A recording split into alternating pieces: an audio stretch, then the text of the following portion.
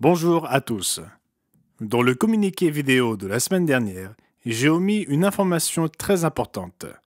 Monsieur Rob Tyler a été ordonné évangéliste. Nous avons procédé à son ordination avant le banquet final, la dernière activité du Conseil des Anciens. Je n'ai pas voulu l'annoncer avant que cela ne se produise, et la vidéo a été enregistrée plus tôt dans la journée, quelques heures avant le banquet.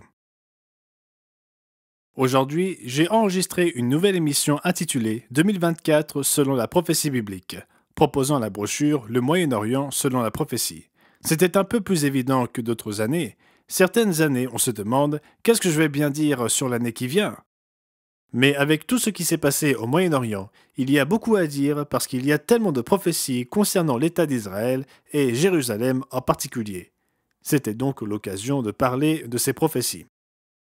Nous nous attendons à un fort taux de réponse suite aux événements qui se déroulent actuellement. Nous espérons que davantage de personnes demanderont le Moyen-Orient selon la prophétie comparée à la normale. Monsieur Adam West écrit ce qui suit. Nous avons eu la première assemblée à Binghamton le sabbat dernier. Binghamton se trouve dans l'État de New York. Avec 7 invités et 10 membres présents. C'est le résultat des conférences du Monde de demain que M. West et moi-même y avons faites il y a quelques semaines. Nous sommes donc très enthousiastes à ce sujet. Nous espérons que cette nouvelle congrégation se développera et deviendra une congrégation solide. C'est ce que nous attendons avec impatience. M. Mario Hernandez continue de donner des conférences en direct sur Facebook. Cette semaine, il a fait une conférence sur la statue de Nebuchadnezzar. Et bien sûr, nous savons qu'elle représente 4 grands empires humains régnant sur le monde jusqu'à l'époque du retour de Jésus-Christ. Je suis sûr que M. Hernandez a rendu son exposé fort intéressant pour ceux qui ont pu l'écouter en direct, voire écouter son enregistrement plus tard. M. Jerry Redelson signale que notre offre intermédiaire sur la réforme protestante ainsi que le DVD Fuyez le faux christianisme a rencontré un franc succès. Cela a commencé il y a environ 3 mois. Cette offre se situe toujours entre les lettres semi-annuelles du printemps et de l'automne. C'est la raison pour laquelle nous l'appelons offre intermédiaire. Nous l'offrons à un plus petit groupe d'abonnés sur l'ensemble de notre liste de diffusion. Cette fois-ci, nous avons obtenu d'excellents résultats. Le livre sur la réforme protestante a obtenu 21,58% de réponses. C'est donc très bien. Plus d'un cinquième des personnes à qui nous avons proposé ce livre y ont répondu. Le DVD Fuyez le faux christianisme a recueilli un plus petit nombre de réponses, mais tout de même un taux très respectable de 15,7%.